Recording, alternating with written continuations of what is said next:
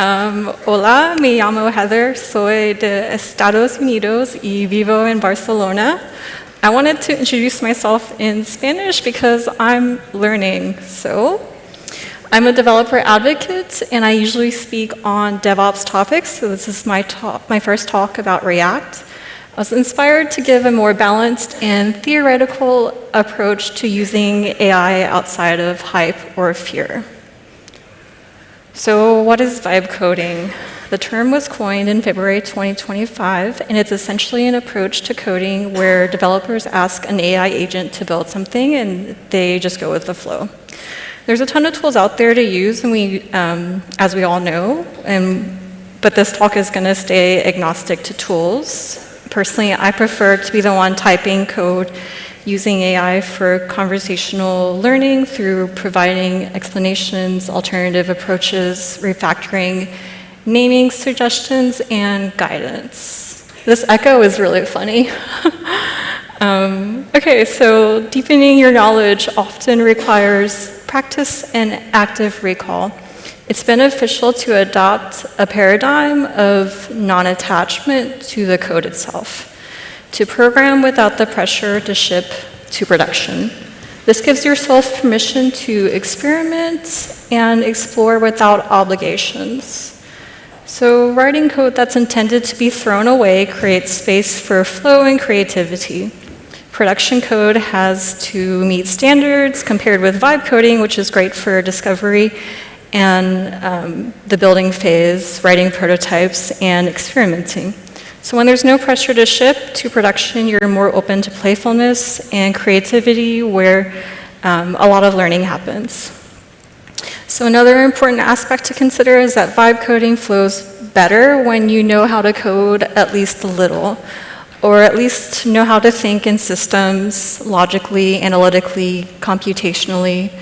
This foundation allows you to evaluate whether AI suggestions are viable or if it's introducing subtle bugs. Having some context and reasoning ability makes it easier to break down complex problems into smaller pieces for effectively working through. So we've looked at our paradigm briefly, and we're considering some strategies for prompting along with some basic code examples. These techniques can be applied beyond coding, useful in learning other crafts like Spanish and finding a sense of flow. So strategy 1, start small. Mastery begins with the fundamentals. In React, that means state and events. Small examples like toggles and counters lets you focus on React's core mental model, how these users interact, and trigger state changes that cause re-renders. Breaking down tasks to something small really removes the distraction of complex business logic or application architecture. When you deeply understand how a button click updates state and why React re-renders, you can confidently scale that knowledge to more complex functionality. So in this example, we've prompted for a button with dark mode toggle, and before moving on to like another React component, we can focus on our learning with follow-up prompts like why does useState work here instead of a regular variable, what happens during each render cycle, and maybe like show me what breaks if I use let dark mode equals false instead. Asking AI to explain the difference between state and props in this context can be helpful, and each question reveals another layer of React's mental model.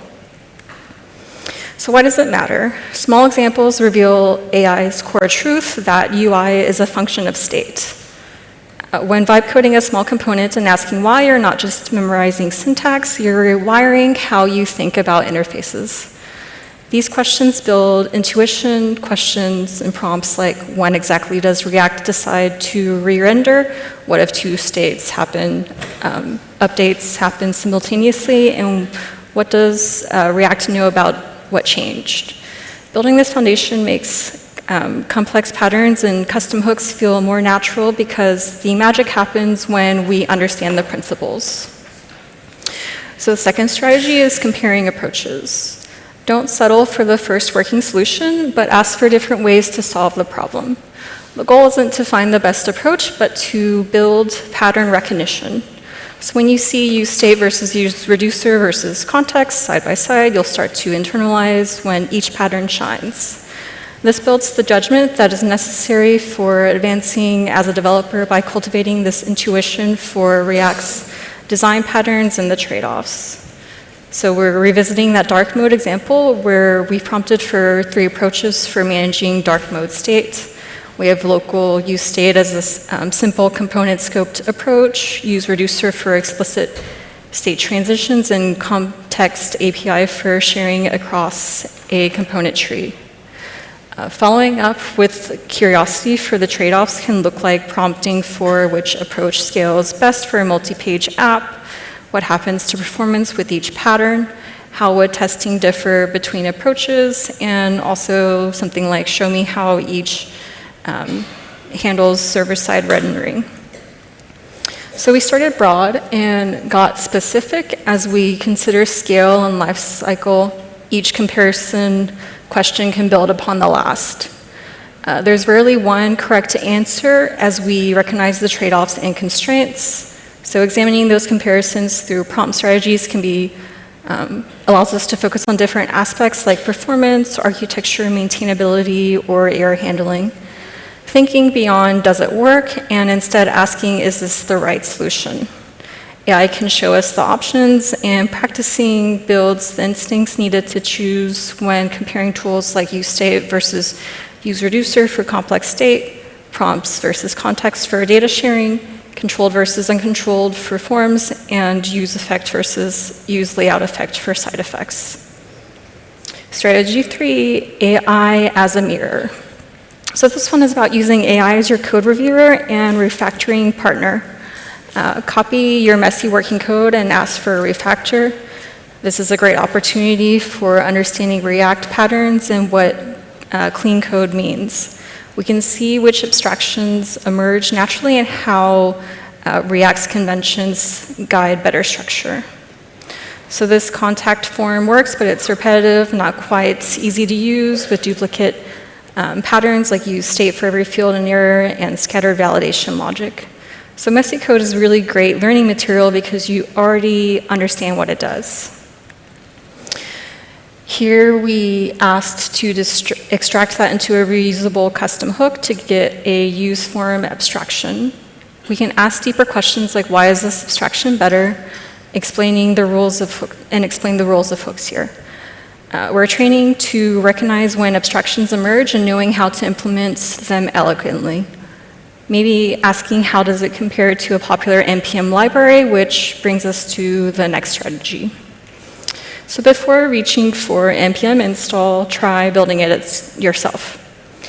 Simple utilities are perfect for vibe coding. For example, as developers, we love dates. Formatting dates is a great example.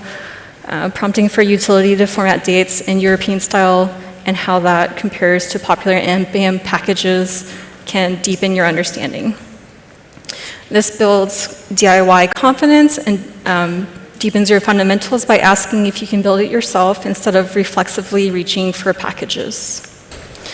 So there is no need to reinvent everything, but this builds better judgment about when to build versus when to install, and this reduces dependency bloat.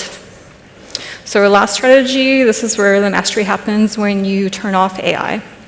Build a feature, debug errors, and consult the docs instead to see what you've internalized. Because at the end of the day, you are the debugger. We can cultivate computational thinking by asking, what if this component re-renders unexpectedly? What would this break with async data? What edge cases am I missing? AI can brainstorm solutions, but you can prevent the bugs before they appear. Debugging isn't only about fixing mistakes, it's about cultivating foresight. So AI gives you the breadth, but only you can build the depth. Vibe coding is about finding flow through curiosity, building intuition that no LLM can replace, and staying in control while learning effectively. AI shines for brainstorming and refactoring, and we humans shine for judgment, debugging, and architectural decisions. So please stay curious, feed the collective knowledge base for future developers, and continue to build depth alongside AI. Here are a few ways to connect, and thank you all. This is my first time in Alicante and at this conference. I really appreciate everyone for listening.